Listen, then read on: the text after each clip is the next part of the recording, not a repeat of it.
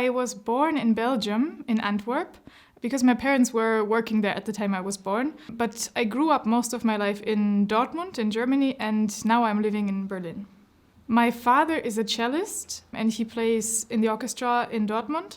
And my mother is a piano teacher. So I grew up in a very musical household. My sister is a professional pianist, and music was all around all the time. The thing I remember most and most positively about my childhood is that there has always been a lot of imagination involved. When we just said, oh, we want to play the harp. One afternoon to my father, he just went to his little workshop in the basement, and out of 3 logs of wood and a few old guitar strings, he actually made a harp. So I had the feeling in my childhood that many things are possible. I don't think my parents necessarily spoiled us, but they spoiled us with love and attention and really furthering our imagination and not stopping us at any point. The earliest footage of me playing an instrument is with the 1.5 years old, sitting on my father's lap with a violin turned into cello position. Obviously not playing myself, but like having my hand on the bow and my father helping me to play. I think it was a very natural process for me to start playing the cello at some age because it just was part of my life already. When I was 6 years old, I started taking cello lessons the same time I started going to school. It was the official age to really start lessons with the instrument, but the instrument was around before. Before elementary school really started, I kind of learned to write a little bit with my family, and I actually wrote a little book that had, I think, already like 33 pages, small pages, and some had paintings, but still. I really like to write, and I still like to really do that. Actually, nowadays, something creative that I do in my free time.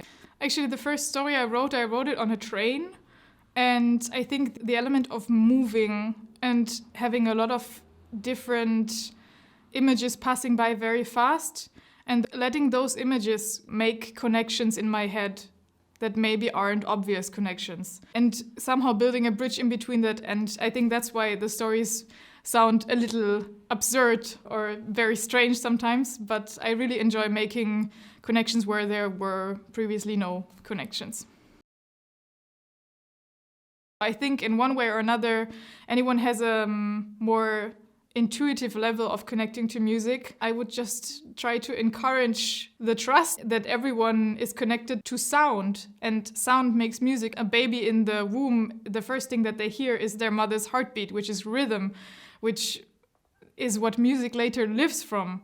You don't need to be intellectually involved in it to have something just wonderful out of it.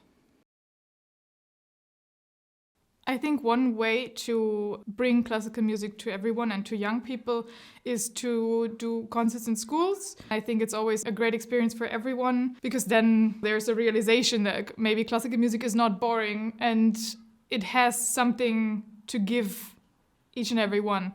But I also think that the classical music industry, it is very conservative. Sometimes it is not what young people want. Young people don't want to go back in time, they want to go to the future.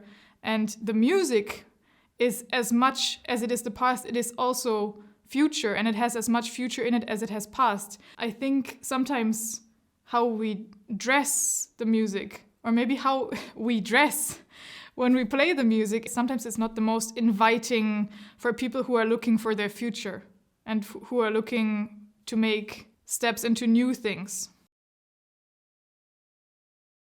I think that's a flaw that sometimes maybe education, or especially musical education, has these days, that people say, well, I just want my child to have fun, which is the fairest of all arguments, but I don't think it leads to really big things. I don't think just having fun at every single moment of your life is going to bring you to experiencing deep joy. Hard work is just a part of experiencing this deep joy. I hope they would say I'm kind. I hope they would say I'm open-minded.